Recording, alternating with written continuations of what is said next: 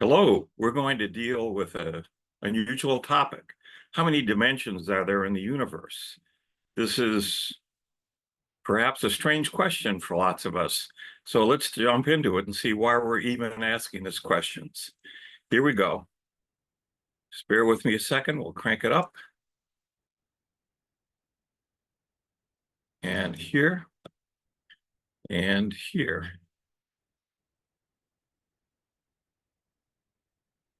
Here we go.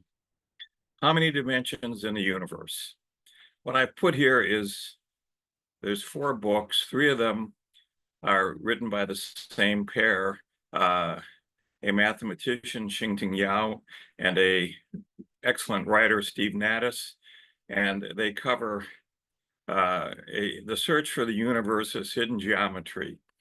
It deals with gravity. It deals with the shape of this universe, the geometry it has, and how it shaped the life of this mathematician.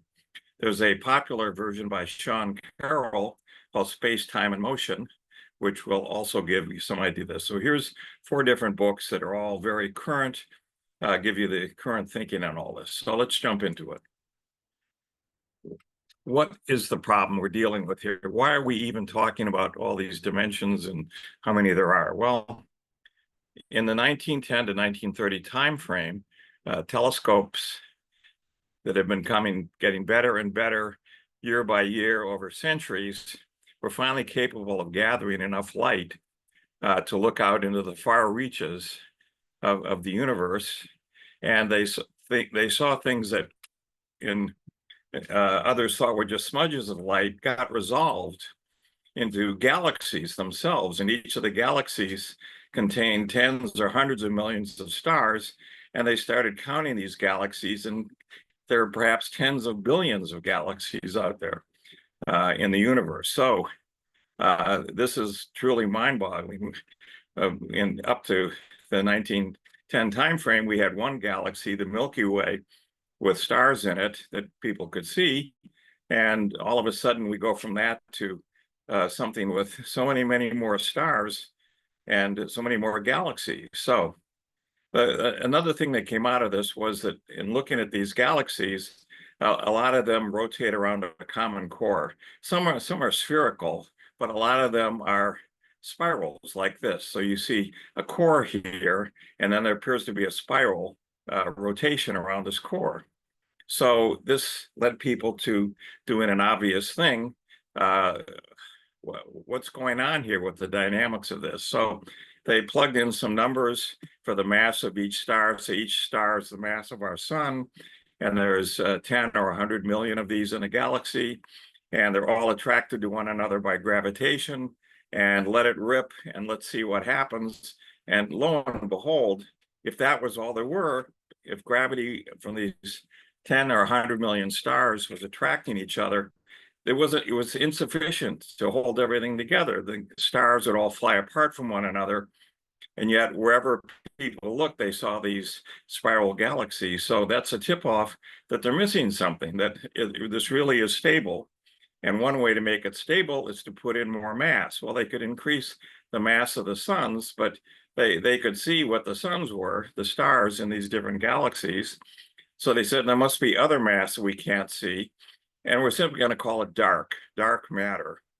And currently, the universe is estimated to have 20%, 27% of it made up of dark matter, while matter makes up 5%.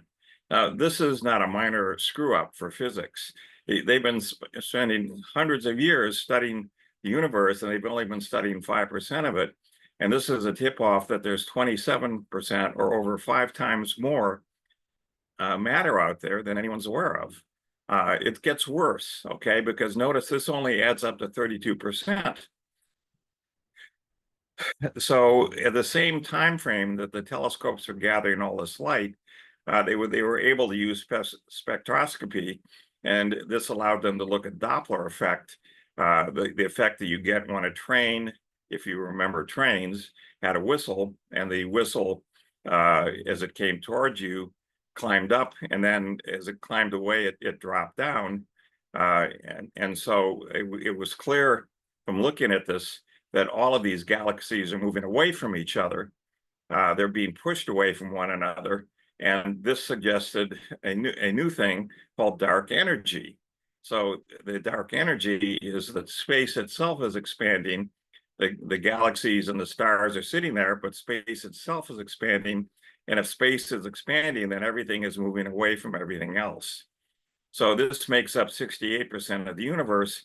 And so net, after hundreds of years, physics, science have been studying 5%, and the other 95% they call dark matter and dark energy. So this leads us up to the basic problem here. There aren't any instruments that are able to directly measure dark matter or dark energy. And one of the possibilities here, and that's why we're doing this talk, is that dark matter resides in different dimensions. So for example, if dark matter and dark energy are in our three-dimensional space, and this makes up 32% of the universe, the dark energy is always there. So the 32% is matter plus dark matter.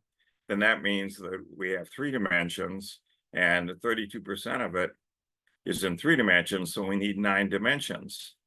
But if the dark matter is in a separate space, say, for example, totally separate three-dimensional space from the space of matter, then we have 3 dimensions, and 5% of it, or 1/20th, is in those 3 dimensions. So we need 60 dimensions. So we're going to need a lot more dimensions than just 3 to describe what in the world is going on here.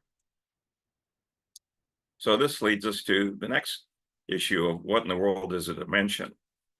So in mathematics, a dimension is an object that's roughly the number of degrees of freedom of a point that moves on this object. So for example, it's going to be how many independent parameters or coordinates that are needed to define the position of a point that is constrained there. So the dimension of a point is 0. There's nothing more to it. It's just there at this point. But the dimension of a line is 1. So a point can move on a line in one direction or the other. The dimension of a plane is 2. We need 2 numbers. We can move in 2 directions in a plane. 3 dimensions, we can move in 3 dimensions, and so forth.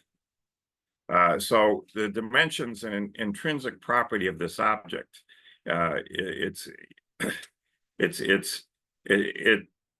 is independent of the dimension of the space in which the object is in. So for example, a curve like a circle is actually of dimension 1, because the circle is actually a line. And if we just say where we are on that line, then this is a one-dimensional space, even though the circle to us might appear to be in 2 dimensions, and so forth. So let's take a look at this in some more detail. We can have n dimensions. So many of you are familiar with all of this activity in artificial intelligence and big data. And what happens is a data point is assigned a number of coordinates based on its attributes. So one of the attributes might be its color, another attribute might be its age, another attribute might be its spatial location in 3 dimensions. So you can end up with many dimensions to describe a data point.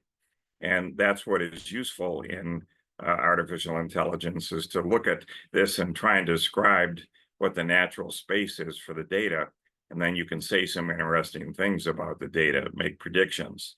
So in an example here, if we have a 5-dimensional Euclidean space, we need 5 numbers. So we need a tuple, a 5-tuple, X, Y, Z, and then I put XX and YY. So there's 5 numbers here. So for example, 3, 24, -5, 3.4, and -7 would specify a particular point in this 5 space that makes up E5. Now, the question is, what makes this space n-dimensional? And so one way to answer that is to try and cover the space by little balls of some radius epsilon. So if we do this, then you need on the order of epsilon to the minus n power such balls, okay? 1 over epsilon to the nth power. And so this leads to many other definitions of dimensions and so forth, which you're not going to deal with here. But the boundary of any ball always looks locally like it's 1 dimension less than the ball in Euclidean space. And this leads to the notion of inductive dimensions and so forth. So there's a lot of things that mathematicians have done with dimensions. One common example people might have heard of is a tesseract, which is a generalization into 4 dimensions of a cube. We take a square is 2 dimensions, we take a cube is 6 squares, and a tesseract it generalizes this to 4 dimensions. And so the thing to keep in mind here is the tesseract has dimension 4, or the tesseract dimension of the tesseract is 4. Is the way to talk about these things. Rene Descartes, who's famous for his statement that I think, therefore I am, was a leading figure in developing these notions of higher dimensions, but it was really only in the 19th century that mathematicians began cranking on this, and this led to a huge amount of activity that continues today. Here we have an example in physics, now going back to this, where we live in 3 physical dimensions. So we can go up and down, we can go left and right, and we can go forward and backwards. And so that defines 3 spatial dimensions. And any movement in any other direction can be expressed in terms of just these 3 activities. Moving down is the same as moving up a negative distance, and moving diagonally forward, upward and forward is just the same as moving in a linear combination of going up and forward. And so it goes. So in the simplest form, a line will describe 1 dimension, a plane will describe 2 dimensions, and a cube will describe 3 dimensions. Just how physicists think about these things. Isaac Newton was the one who tried to put this on a sound footing. In 1687, he published a major treatise called Principia. And in that, he talked about space having 3 dimensions and time. And so there's absolute space and there's time. And that's how he chose to describe things. It didn't cross his mind that there might be any coupling between space and time. Why should it? There's space and there's time. But right at the outset, you'll see that time is different than space. There's something funny going on here with space and time, because I need 4 things to describe what's going on in his theory of gravitation, which described how planets move around the sun and how the stars move around one another in a galaxy. The actual world, though, is really made up of space and time, and this is called space-time now, and was realized by Hermann Minkowski in 1908 that there isn't space and time, but there's just a union of 4 dimensions here: space and time, space-time, and that the issue here is that we have to include the 2 together. So right out of the box, we're in 4 dimensions. But notice that time is different.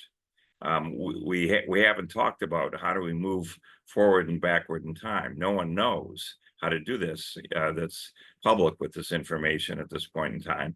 But the thing to keep in mind here is that time can be thought of as, again, since it's a separate dimension, it's perpendicular to the 3 spatial dimensions. So in some sense, time is orthogonal, is perpendicular to the 3 spatial dimensions, and that gives us a 4-dimensional space-time that we deal with here. Physicists have found that 4 dimensions don't do it. They think they need 10. We'll see. We'll argue that that's incomplete. They need more than that. And then we get into things in what are called quantum mechanics, where there's infinite dimensions there, which we're not going to deal with here, but I just put it in for completeness. So let's go back to the space-time. We said here that to get these extra dimensions, we rotate things perpendicularly. So if we start with an x-axis and rotate away by 90 degrees, we get a y-axis. So the x and the y-axis together form a plane. If we rotate again by 90 degrees from the y-axis, then we get a z-axis. So now we've got three different dimensions. And then if we rotate another 90 degrees, then we'll get time there. But time has a different issue. It's in seconds. So we're going to play some games. We're going to multiply time by c, the speed of light, which is 3 times 10 to the 8th meters per second, 186,000 miles per second. So when we multiply a velocity, meters per second times time, which is in seconds, we get meters. So we get a unit of length. But unfortunately, that isn't everything. We need to then multiply it, and this is the tricky part, by the square root of -1.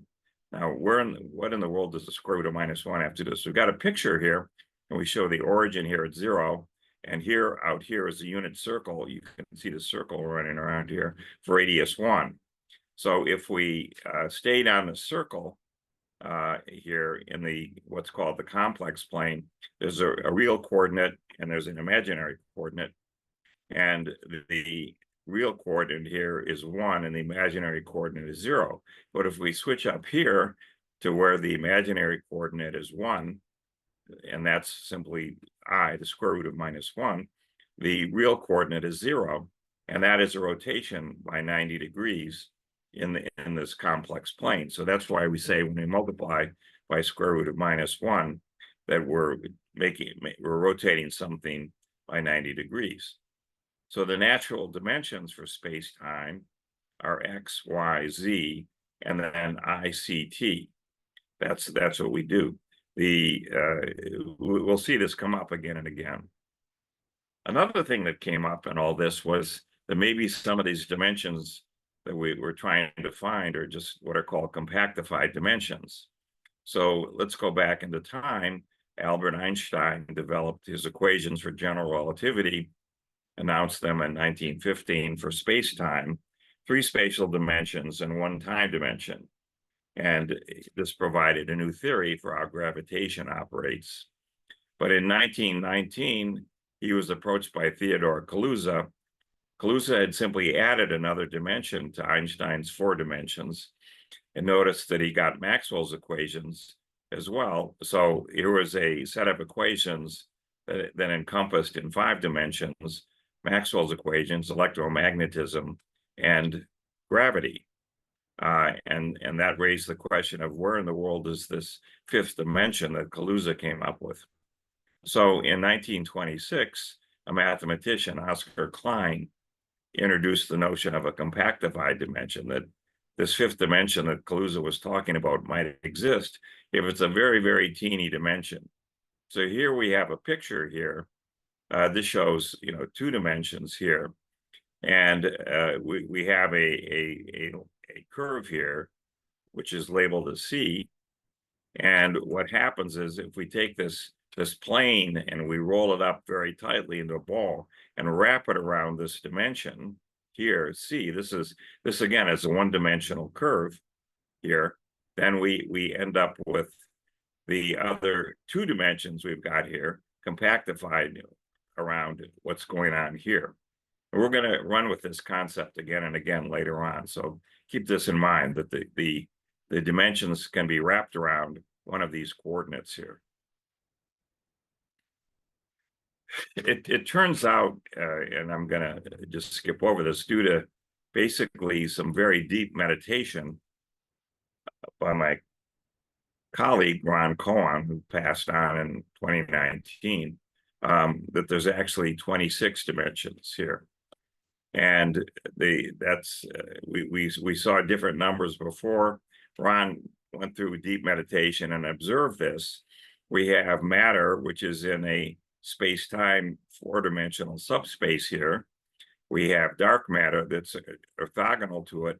So all of the dimensions here, X, Y, Z, and ICT, are multiplied by square root of -1 to get the dimensions over here. So there's another 4 orthogonal dimensions. So these are paired. As you can see that these 3 spatial dimensions are paired with the 3 spatial dimensions over here. These are all real, these are all complex. And we need 10 dimensions for matter. So we got 4 of them here. The other 6 are compactified dimensions. They're shown down here. So matter lives here in this 26 dimensional space. It lives in a 10-dimensional subspace. The dark matter similarly has its own compactified 6 dimensions here. Again, taking these and multiplying this by square root of -1, we get these other 6 dimensions here. And notice that the 6 that are here have the same attribute. That is, that 3 of them are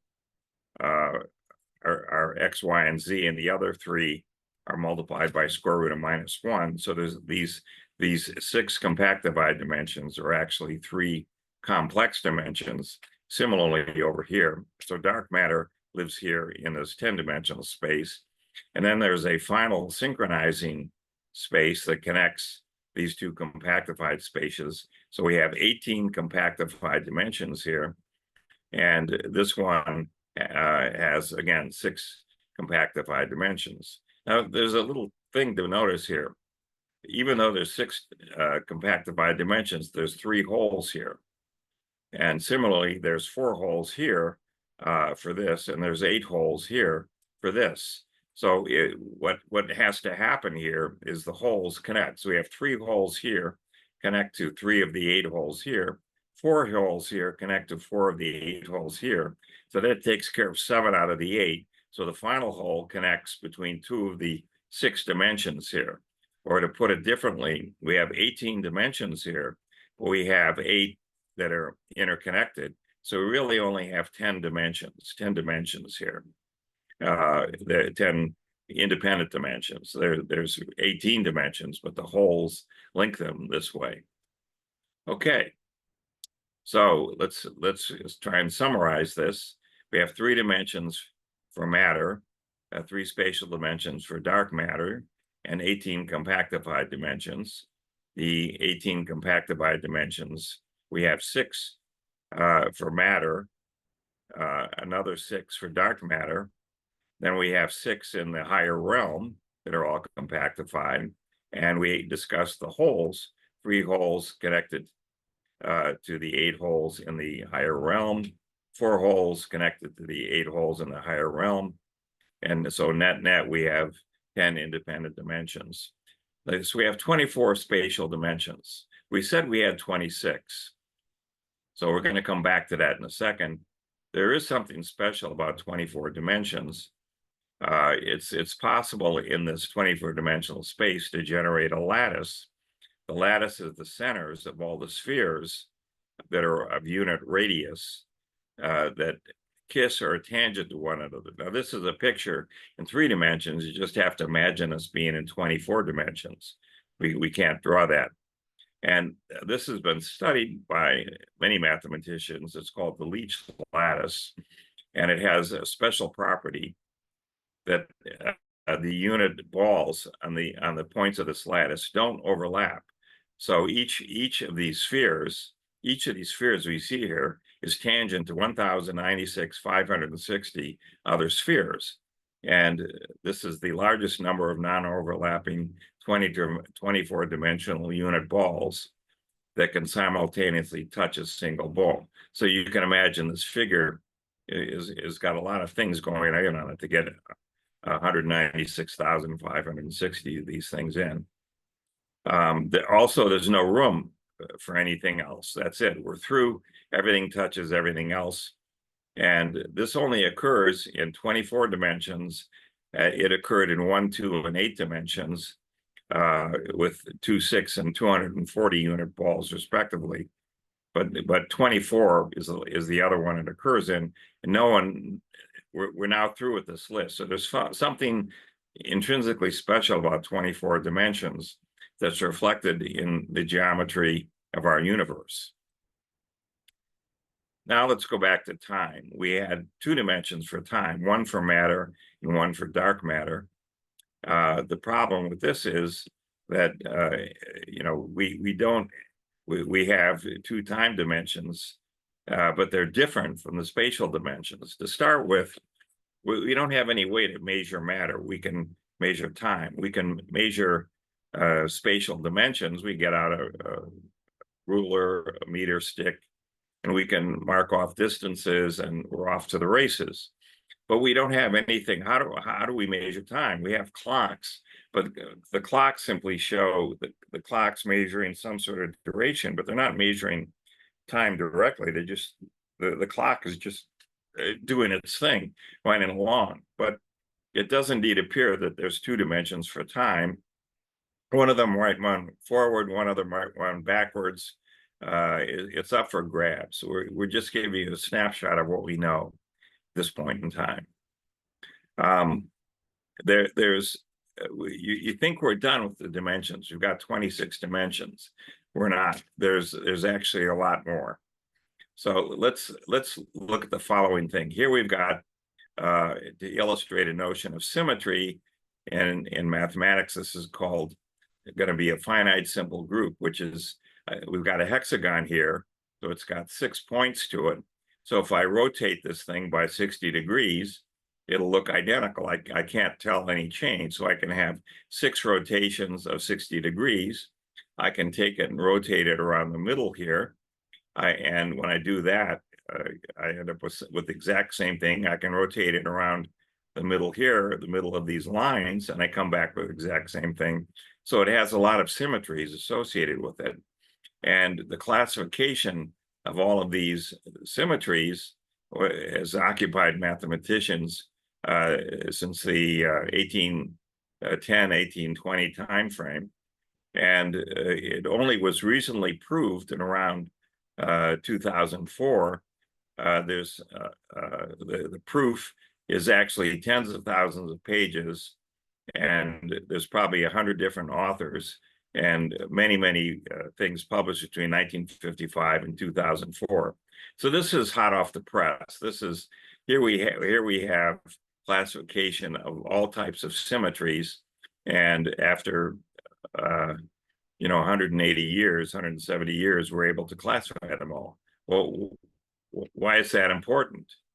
Well, these finite simple groups can be thought of as the basic building blocks for all symmetries, or for everything around us, just the same way that atoms make up all of the chemical elements, make up all of the things around us for our cells and the universe, just like prime numbers are the basic building blocks for all natural numbers.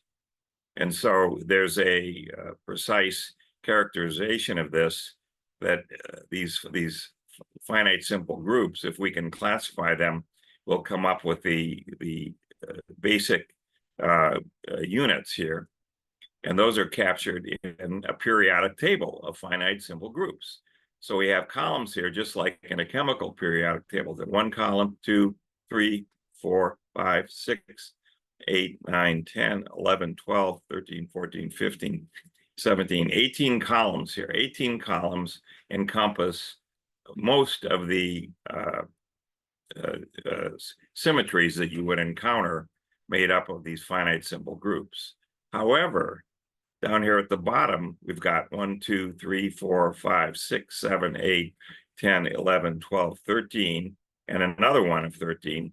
We've got 26 what are called sporadic finite groups. And they don't fit into this table up here of the 18 categories that we have here, but they do exist. So the conjecture is the following. Is there a tie between the 26-dimensional universe and the 26 sporadic finite simple groups? Those that think that mathematics doesn't have anything to do with this, anytime someone's discovered something in mathematics, they found a use for it. Things that were totally useless, like prime numbers, are used every day now for encryption, for example. where you have to factor a big number into a product of prime numbers. And that can be very time consuming. And that's how cryptography leverages this to make it. So we have a 26 dimensional universe. There's 24 spatial dimensions and 2 temporal dimensions, okay?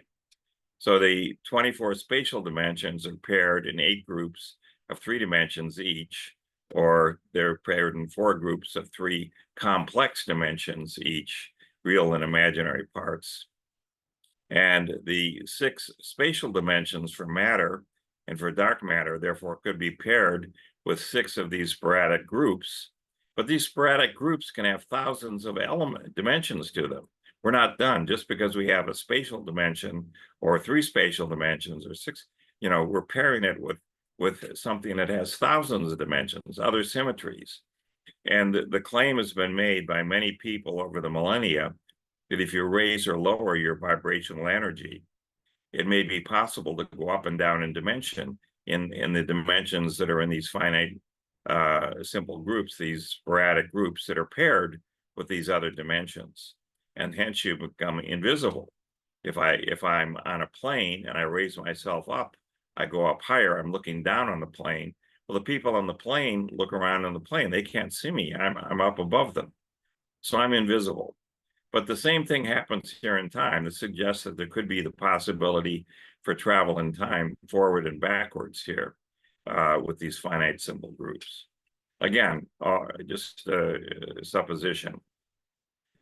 The other thing to keep in mind here is it's really not all that simple that we have what's called information that coats all of space time in all of these dimensions. So what was observed here by Ron Cowan was that there are blocks of information that code every compartment of space. Space itself, when you look at it at the finest grain level, is discrete.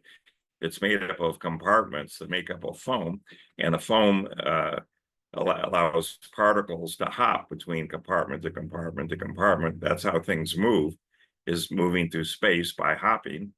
And the information that's there is constantly scanning to see, are there any changes? If there are, the information that's there has algorithms that govern how the universe behaves. And so these algorithms result in things like electromagnetism, for example, coming out of this. And what also comes out of this is that matter is actually at its most basic level. We have atoms, and the atoms are made up of electrons, protons, and neutrons. The protons and neutrons themselves are made up of things called quarks. There are 3 quarks of different types that make up a proton and a neutron. But more importantly, there's 3 subquarks that make up each quark. And these subquarks have 10 strings to them that are vibrating like crazy. As they vibrate, they attract energy. So what we think of as a subquark or a particle, or what we think of as an electron, is actually a bunch of vibrating strings that capture the energy inside it. So you think of it like a jelly inside these vibrating substrings. And this gives us atoms that make up chemical elements that make up our DNA and RNA. And similarly with dark matter, though, we only have 5 strings that are vibrating, and also there's no charge here, no electrical charge. So the 5 strings vibrate, but clearly not as violently as the 10 strings.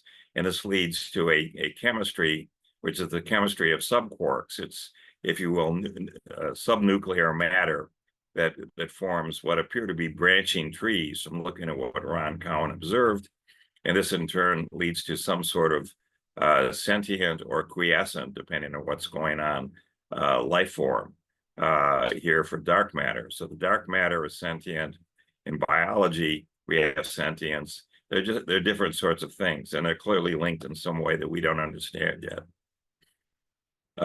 The scanning that we talked about is due to what some people call a pilot wave, but it's the information that's sending out these scans This all started back in the 20s when people shot electrons at a slit in a piece of foil. There was one slit, the electrons came through as particles. If there were two slits, the electrons came through as waves. And that was very disconcerting to people. How could the electron flip all of a sudden between being a particle to being a wave? Louis de Broglie proposed that there was a pilot wave, something that was sensing this. He was correct. This information scanning from the surface of the electron showed the electron that if it had one slit, it went through as a particle. If it had two slits, it went through as a wave. And David Bohm in the 60s followed up on this to make a coherent theory of quantum mechanics. This is much more self-consistent than any other observation that anybody's come up with. Here's a picture of these information blocks. You can see they quote the surface of this electron here. Here's the electron. The electron actually has these 10 strings, and it actually forms a torus, and the energy is vibrating inside these 10 strings. And so it goes. I encourage you to try and find a book anywhere that has a picture of what an electron looks like. This is the first one you'll find. So space itself is discrete. It has the compartments of space have these 24 spatial dimensions to them. And that makes up the foam of everything around us. And the scanning takes place, except no one's ever observed the scanning. So we need some sort of independent confirmation besides the deep meditation that Ron Cowan did. And many others have done this too, that shows where in the world this energy that results in the scanning takes place. It's got to be in one of these 24 dimensions, but where? And with that, we're done. So thank you very much for the time, and we wish you a happy day.